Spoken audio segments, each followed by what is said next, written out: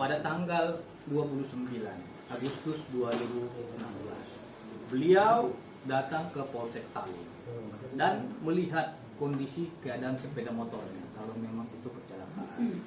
Ternyata setelah dilihat beliau pada tanggal 29 Agustus 2016 di Polsek Talun, sepeda motor tersebut tidak rusak.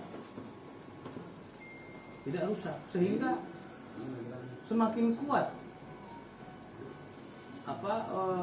kecurigaan dia. Yang pertama, anaknya sudah babak belur seperti itu meninggalnya.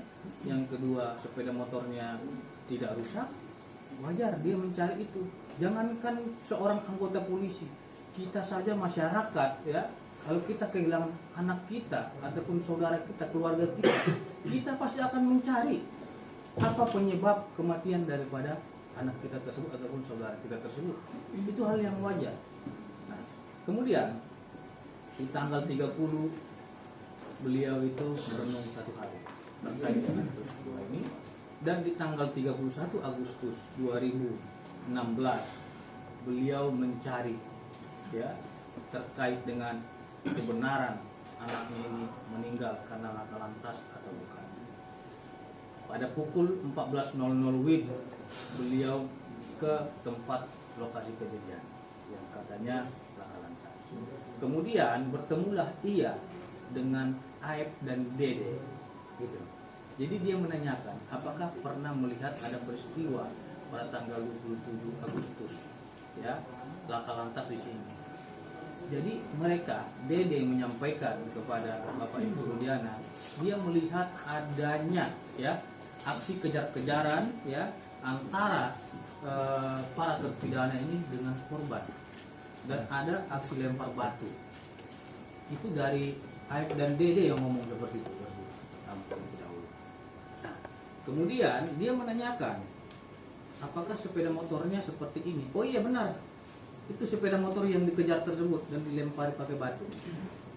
Oke, Dek, kalau memang kalian melihat ini ya, tolong nanti kasih tahu saya apabila pelakunya nanti dilihat di mana keberadaannya. Baik, Pak. Terus ditanya ciri-cirinya seperti apa pada waktu malam kejadian. Ada pensoples di kepalanya, memakai pensoples. Oke. Setelah itu beliau pulang ya. Dan di pukul 16.00 WIB ya, beliau diberitahukan oleh saudara Aep bahwasanya pelakunya ini telah kumpul. Nah, kemudian itu Ruana berangkat dan menanyakan kepada para terpidana ini sekitar 15 menit ya terkait dengan peristiwa tersebut. Ada pengakuan dari Jaya dan Sudirman, sehingga mereka amankan untuk dibawa ke Polresta Cirebon. Dan di Polresta Cirebon dia menyerahkan kepada Satreskrim Polresta Cirebon untuk digali lebih lanjut informasi tersebut. Setelah digali oleh penyidik, ternyata benar mereka mengakui perbuatannya dan mereka adalah pelakunya. Oke. Setelah itu pada pukul 18.00 WIB-nya itu Pak Ibtu Rudiana membuat laporan polisi. Ya, setelah membuat laporan polisi, Pak Ibtu Rudiana sudah menanyakan kepada Jaya dan Sudirman terkait dengan perbuatan tersebut, dan semua para terpidana juga sudah dimintai keterangan. Dan perlu saya luruskan di sini, penyidik dalam kasus pembunuhan almarhum Eki dan Pina itu bukanlah Ibtu Rudiana. Ini yang berkembang di tengah-tengah masyarakat, dia yang menyidik, dia yang memeriksa dan lain-lain. Itu adalah keterangan yang tidak benar. Bahwasanya penyidiknya itu adalah Satreskrim Polresta Cirebon. Beliau hanya kedudukannya sebagai pelapor. Dan dalam jeda tenggang waktu 3 hari, berkas tersebut dilimpahkan ke Polda Jawa Barat karena adanya kasus pembunuhan dan pemerkosaan, bukan laka lantas. Makanya dilimpahkanlah ke Polda Jawa Barat untuk dilakukan pendalaman, penyidikan lebih lanjut. Jadi seperti itu. Nah, terkait dengan tudingan saudara Dede, ya, yang menyatakan bahwasanya, ya, Ibtu Rudiana ini menyuruh dia untuk merekayasa keterangan agar seolah-olah tahu, agar seolah-olah keterangannya seperti ini sesuai dengan permintaan Ibtu Rudiana. Itu adalah fitnah dan pencemaran nama baik bagi Ibtu Rudiana. Karena memang ini sudah viral dan sudah membuat fitnah di tengah-tengah masyarakat, maka per hari ini resmi kami somasi terbuka saudara Dede. Oke. Yang kedua, kami juga melakukan somasi terhadap Deddy Mulyadi karena telah membuat video dan menyebarkan berita bohong ataupun fitnah dan mendistribusikan terkait dengan muatan yang mencemarkan nama baik. Ini. Oke.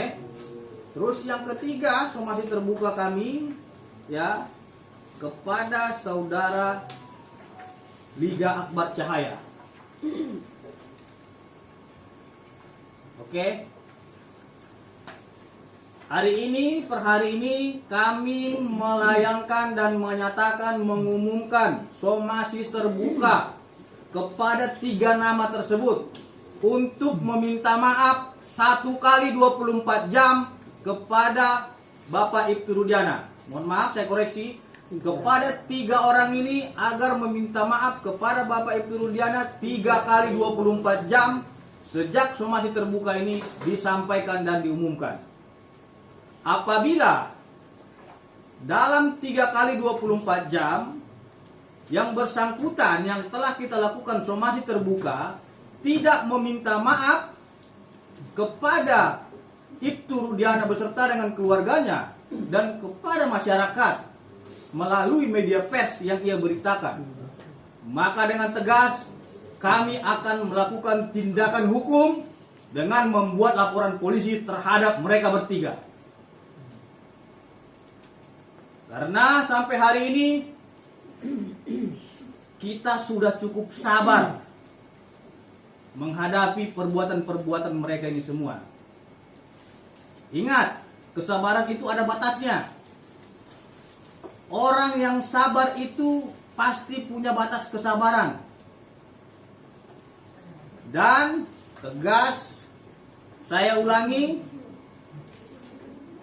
kami peringatkan kepada saudara Dede, saudara Deddy Mulyadi, dan saudara Liga Akbar segera meminta maaf kepada Bapak Ibtu Rudiana karena saudara diduga telah menyebarkan fitnah dan mencemarkan nama baik serta melakukan penyebaran berita bohong.